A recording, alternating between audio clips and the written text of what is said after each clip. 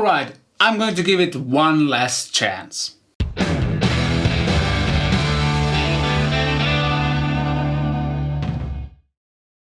Well, hello there, my name is Vladimir, welcome to my home studio. Today we are reviewing the Mooer Radar. In the previous videos I've done that feature, the Mooer Radar.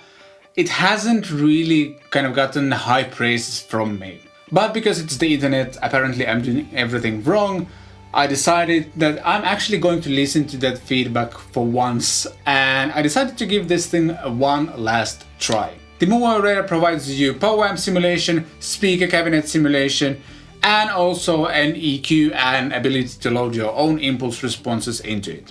The pedal itself is tiny, it has a single input and output, there's a headphones out, there's a power plug in here, and there's also a micro USB connection over here. The unit is powered by 12 volts, 300 milliamps, and it actually ships with its own power supply, which is nice. As with many similar products, I think this thing should ship with its own micro USB cable as well, but apparently it's not a thing that companies like to do for whatever reason. You operate the pedal with this signal knob over here, which rotates, and in this mode you can browse through the presets. If you click it one time, you can adjust the master volume of it. Then by holding it for a little while, you'll get access to power amp section, which you again navigate by doing this and then pressing the button if you want to change something. Then there's the cabinet section where you can select the cabs, the microphones, move the microphones, and so on. We'll check that out a bit later. And then there's the graphic EQ section as well, which again is navigated the same way as everything else on the pedal. And by holding this button for a while, it will actually bypass the pedal, which is also cool. If you plug the Mooer Radar into a Mac or PC, it basically allows you to do all the same things as on the pedal as well, which is adjusting the power amp section, the cabinets and microphone placement, and it also allows you to upload your own custom impulse responses into it. I personally find the app pretty, well, ugly, to be honest, but it gets the job done, and besides one super annoying issue that I'm going to mention later, it works just fine. Alright, let's check out some of the presets on the Mooer Radar. From the guitar, I'm going into the clean channel of the Rev Dynamics, and from the effects send of the Rev Dynamics, I'm going into the Mooer Radar, and from the output of the radar, I'm going straight into my recording interface. The clean channel neck pickup, preset number 1, sounds like this.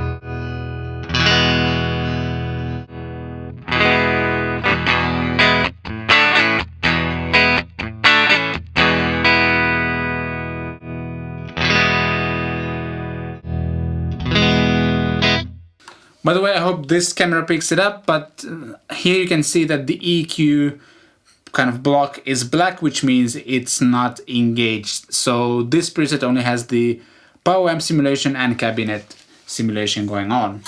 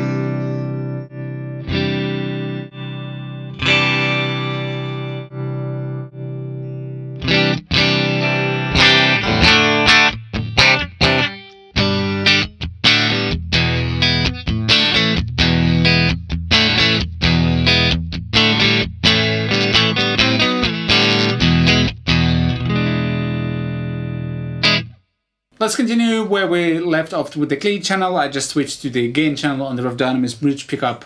Sounds like this. Let's just go through some of the presets as well.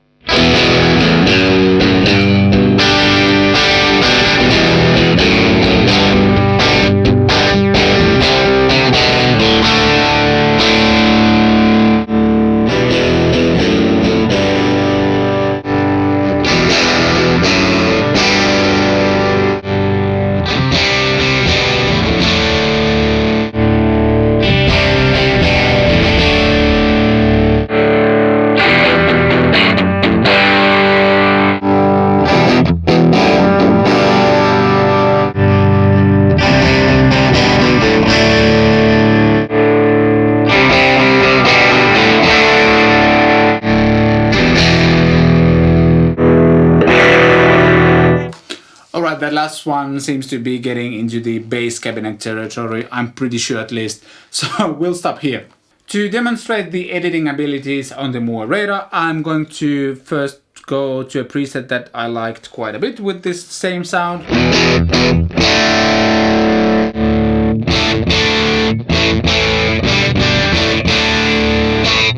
I like the kind of basic sound of this UK citrus cab, which is most likely a orange cabinet. I'm going into a wrong menu like this. So first of all, here's the power amp section. Let's check out what happens if we take it off.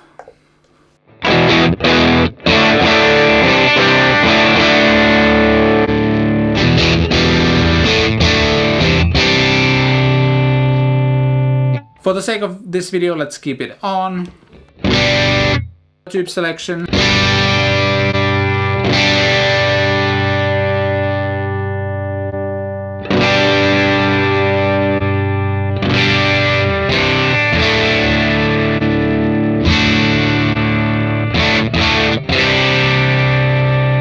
I like the 6v6s. This is the input.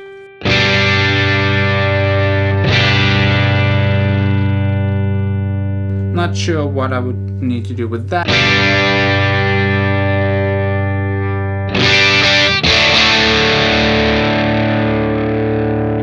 Maybe a little bit less. I don't think we need to adjust the output. We can jump to the cabinet section. And again, here you can take the cabinet on or off.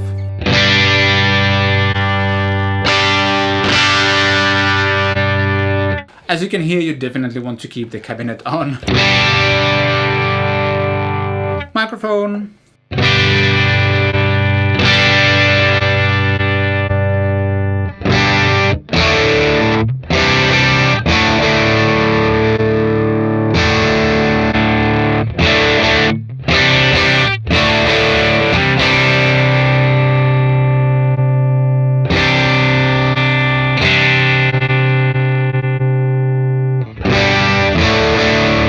Let's go with the classic SM57.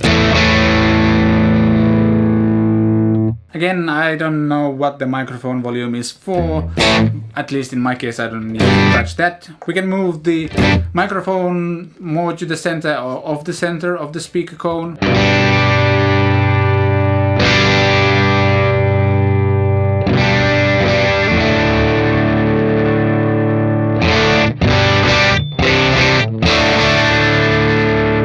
And we can also move it back from the speaker cone as well.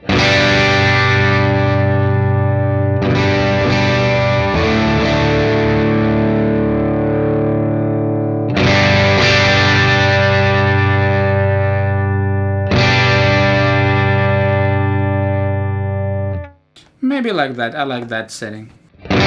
Then there's the graphic EQ section, which has 3 different EQs. There's the one for the guitar, there's one for the bass, different frequencies, and then there's also a parametric EQ if you want to get super nerdy with it. We'll just stick with the graphic EQ. Actually, we can check out how it sounds without it.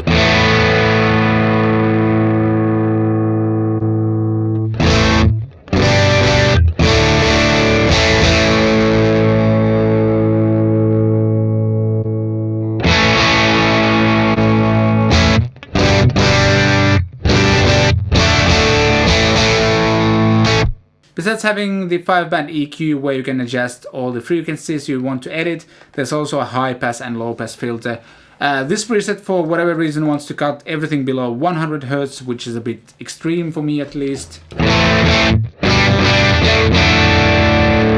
it also cuts everything below 4K, which is a bit too extreme for my taste at least. Let's bring that back a little bit.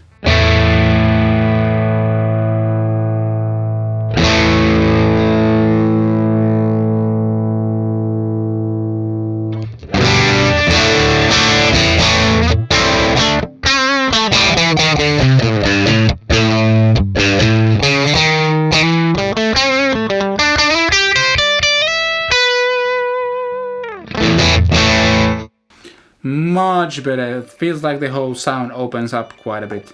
Let's save that one and we're done. That's how you create a preset on this. Alright, the last thing that we're going to do is try out the Mooer Radar as just an impulse response loader. And I also have the Nux Solid Studio over here, and this is something that was requested by one of the viewers, comparing these two in a metal setting a bit more. Let me explain this slightly complicated signal chain. From the guitar we go into the Rev G3, which provides all the gain, and from there we go into the Rev Dynamis. From the Rev Dynamis speaker output we go into the 2-note Torpedo Live behind me, and I've disabled all the power amp, cabinet, reverb stuff on the Torpedo Live. The only thing that it's doing is just loading down the amplifier, and we are using the line out signal from the Torpedo Live, which goes into this MXR split box, and from there we are splitting the signal and we are going into the Nux Solid Studio and the Mooer Radar. And both of these host exactly the same impulse response by Ownhammer. It's a Method Boogie 4x12 cabinet I've used many times before, and the sample rate on both of the devices is the same as well. This way I can record both of the devices at the same time, and the slight variations in my playing won't affect the end result. By the way, the reverb you're hearing is coming from the amp.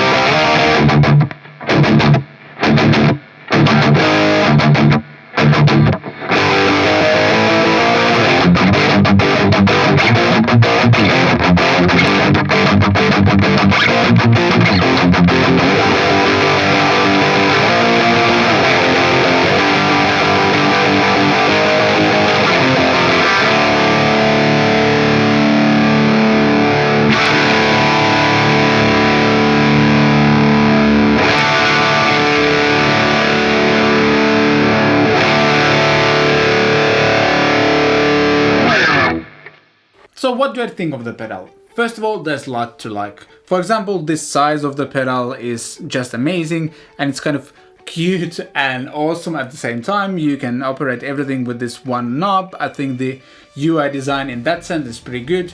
It also ships with its own power supply, which is a big plus, but immediately that brings me to a negative thing as well, that it doesn't ship with a micro USB cable, and I think it's essential for you to have the micro USB cable, to be honest. The app itself works okay, but it has this stupid issue where if you accidentally either disconnect the USB cord, or if you haven't plugged in the pedal properly when you start the app will tell you that the pedal isn't plugged in and close itself down right away. And if you, for example, were working on some preset or anything like that, all of that will be lost immediately. As a software company, Mooer has never really impressed me. The first time I tried the Mooer Radar over 6 months ago, there was a bug on the Mac app which made it crash every time I tried to upload my own custom impulse response, so I never got through that. And they haven't fixed the app crashing when you unplug the pedal. The same thing happened actually on the Mooer Preamp Live as well. I don't know, they might have some weird logic why it should do like that, but to me as a user it's just annoying. As an impulse response loader, it sounded just fine. I didn't really hear any differences between the Nux Solid Studio and this one, which just makes sense. They are basically kind of using the same wave file, and unless you do something really drastic with it, they should sound the same. To me at least, the problems with this device start immediately when you start using the power amp section. To me at least, pretty much every power amp setting, the power tubes or changing any other parameter in that section of the pedal, it just doesn't sound good. I had the same issues with the Mooer Preamp Live as well. This thing just doesn't feel good to play when you engage the power amp simulation. Also, the way they use the EQ just doesn't make sense to me. To me it feels stupid that some of the presets are super heavily EQ'd for them to sound okay, and most of them still sound pretty dark and muddy. Overall, I just really don't like the presets, they just sound bad. On the other hand, the fact that you can EQ your own custom impulse responses is really cool, and it allows you to fine-tune them, for example, based on what guitar you are using that time. Overall, it's not a bad product, but it just feels very, and please excuse me for this, it feels very Chinese. It contains a lot of great innovation in it, but there's also this thing where it's kind of 70% done, and they don't go the extra 30% to make it really great or almost perfect. To me it feels like they made a good enough product to sell for cheap, and it does the main things well, but I guess I also feel that there would have been more potential to this as well, just fine-tuning the little bits here and there. If somebody would ask me whether I would recommend the Mooer Radar or the NUX Solid Studio, I would say that it depends how you are going to use it. If you want to have just the pedal board based setup, the power amp simulations on the NUX Solid Studio are just in a different league compared to what's happening on the Mooer Radar. If you just need a simple, small impulse response loader, the Mooer Radar does the job really well. And again, the graphic EQ allows you to fine-tune that stuff as well, which is really nice. The NUX Solid Studio also offers more features, the IR capture and stuff like that, but if you don't need it, you'll be probably just happy with the Mooer Radar as well. I don't know, I would probably give the Mooer Radar like solid 3 out of 5 seals of approval or something like that. That concludes my Mooer Radar review. Thanks to Tampere Musiikki for providing the pedal. Once again, if you shop there, please mention Captric Studios for special gifts and discounts and stuff like that. And if you found this video helpful, fun, useful, anything like that, please consider giving it a thumbs up, leave a comment down below, let me know what you think. If you haven't subscribed yet, hit that subscribe button and the notification bell as well. And thanks for watching, I shall see you next time!